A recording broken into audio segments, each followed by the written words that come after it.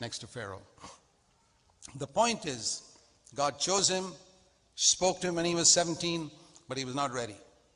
Just because you know the Bible, just because you have wonderful visions of God doesn't mean you're ready. Jesus knew the Bible at the age of 12. But he had to spend another 18 years submitting to imperfect Joseph and Mary at home. You think Joseph and Mary were perfect parents? Your New Testament parents are not perfect parents. How could those Old Testament parents be perfect parents? They were not.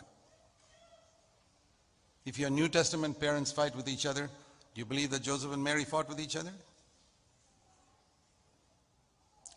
Do you believe Joseph and Mary fought with each other? Those who are not Roman Catholics, please tell me. Yes, they did. And Jesus saw it. And he never despised them. Think of that, young people.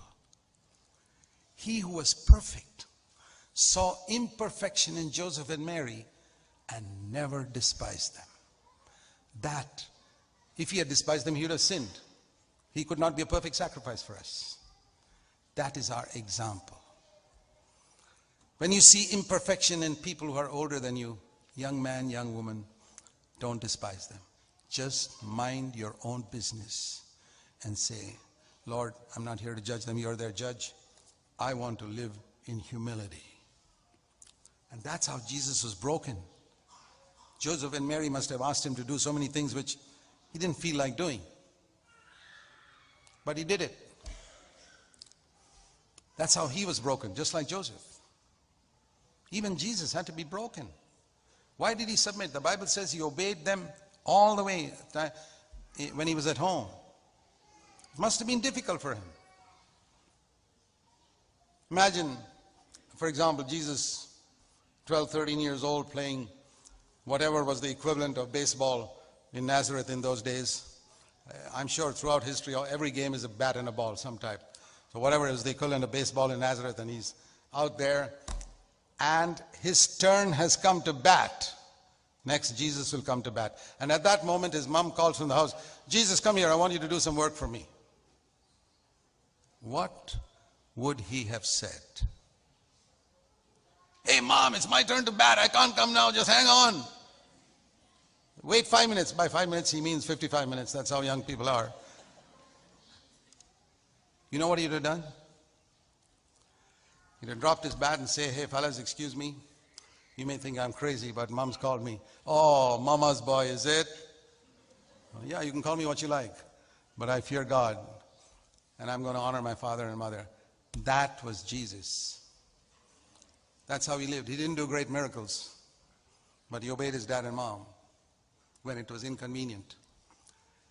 And what did the father say at the age of 30? This is my son in whom I'm well pleased. Well pleased, Father? What did he do? He hasn't preached a sermon. He hasn't cast out a demon. He hasn't healed a sick person. Yes, but he obeyed his dad and mom when it was difficult. And when he made stools and benches in the carpenter shop, he didn't make shaky tables and stools. He made good ones. Never cheated anyone. That's why I'm happy with him. You know what it means to please God? It's not preaching great sermons. If you do business, doing it righteously, not cheating anyone. And if somebody cheated Jesus in that carpentry shop, he'd say, okay, forgiven.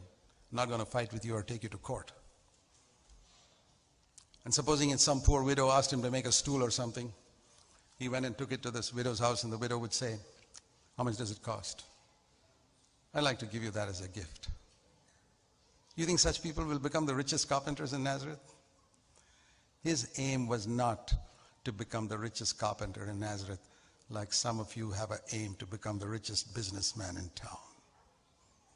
I don't know where you're headed, but I know where Jesus headed. He came to the place where the Father gave him such a fantastic ministry. That's why the Father doesn't give you a fantastic ministry, because your goal is something else. Seek and you will find. You want to be the richest businessman in town, you'll become that. You want to become a millionaire by a certain age, you'll become that. But that's all you'll be. And you'll stand in heaven, even if you get there, if at all you get there, and you'll discover you wasted your life. You young people, Don't make the mistake that you see some so-called older, spirit-filled Christians are doing. Live for God. Be different. Follow Jesus' example. His aim was not to be the biggest, richest carpenter in Nazareth. His aim was to please his Father. And he never starved, and you won't starve. God will take care of you.